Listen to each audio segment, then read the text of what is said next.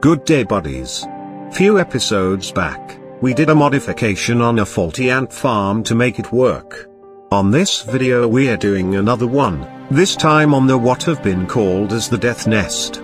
Cause on this formicarium, countless ant colonies had moved in.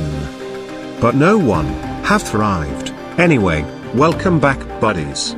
And for those new to the channel, you're also welcome to DColonyyt.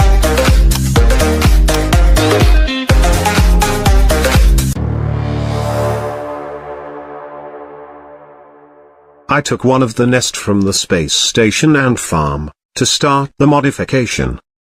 Let's remove the useless nesting area first.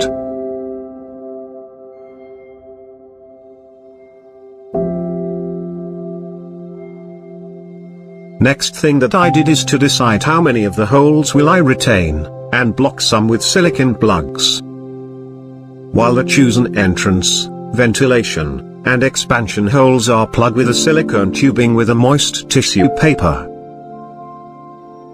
I will just pull it back for now, so we can fill the base nicely.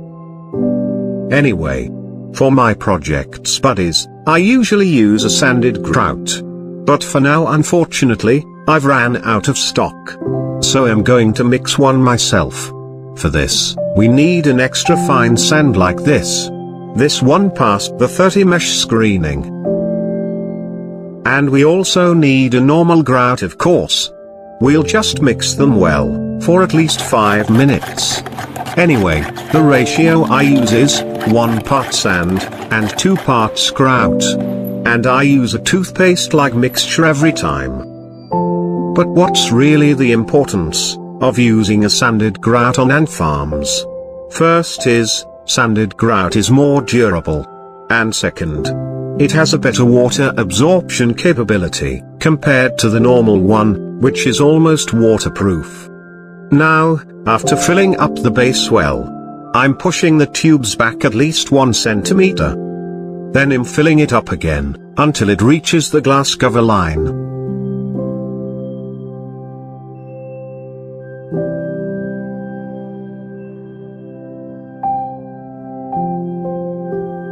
We'll just insert the cover next. Locked it. Then let it dry for 24 hours.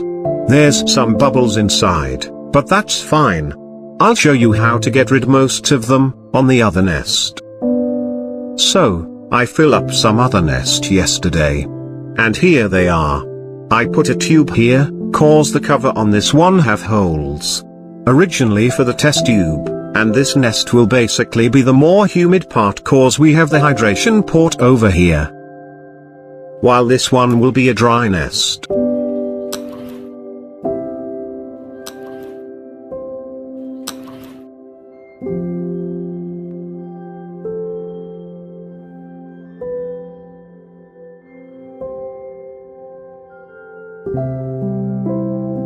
So, to be able to get rid of this bubble holes, we're just going to position them inside the chambers, like this one.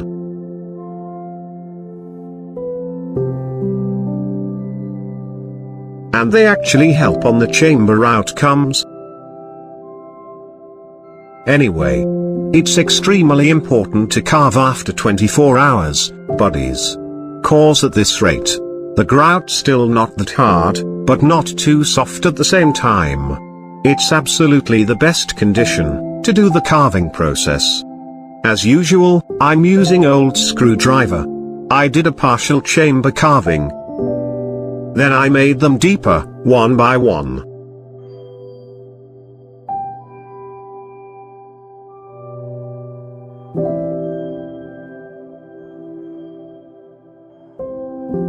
Then I proceed to rinse it with water. And to clear any remaining debris inside the chambers, I used this improvised bent toothbrush to do the job. The rough texture inside is caused by the sand, which really looks great for me. Anyway, the nest will be lighter in color once it completely dried out, as it will return to the original color of the grout while it's on powder form. Let me show you the other 3 nests I carved yesterday. I loved how it turned out. We made the chambers as tight as possible buddies, cause the ants that we'll be moving here, loves tight little spaces. Let's see if they would love this one. Cause the most important thing on modifying ant farm is not the looks alone, but the performance. If it will work, or remain useless, after all. Let's set the glass back, and assemble the ant farm.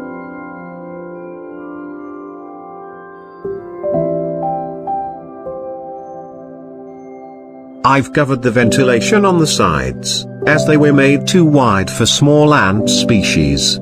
So I drilled the much needed ventilation holes on the cover. We can sandwich a mesh on between the glass, to make it look better. But I don't think we will have enough ventilation, if we do so.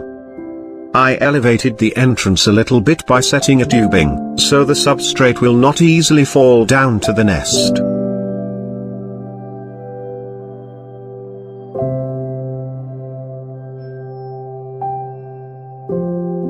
I'm also inserting a tubing between the connector and the nest, cause tiny invading ants might fit in between them.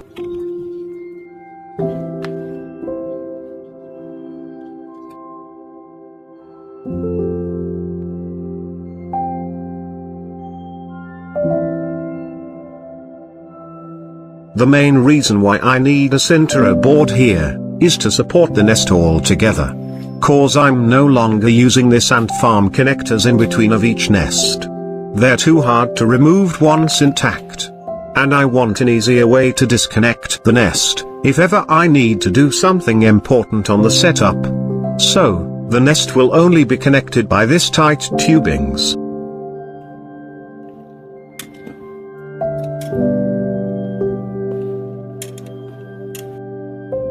Anyway, I'm going to put the dry nest in the middle, between the two nest with hydration ports.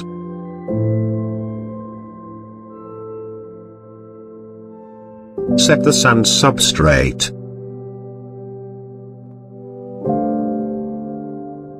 I'm putting this acrylic plate, cause I want a steady base for the water feeder. Cause the ants will surely love to move the sand around, like they always do, on their current outworld. Putting this piece of stone for the contrast. Setting the covers back, to make the nest dark, and nice for the ants.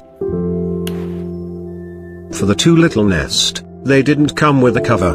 So I just cut a piece of papers for them. And finally, after setting the barrier, the formicarium is now ready for an ant colony.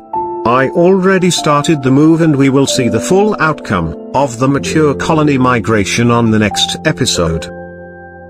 I just hope you have learned something from this video, guys.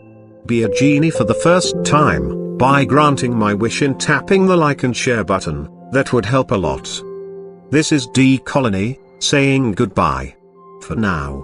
But hoping to see you on my next videos.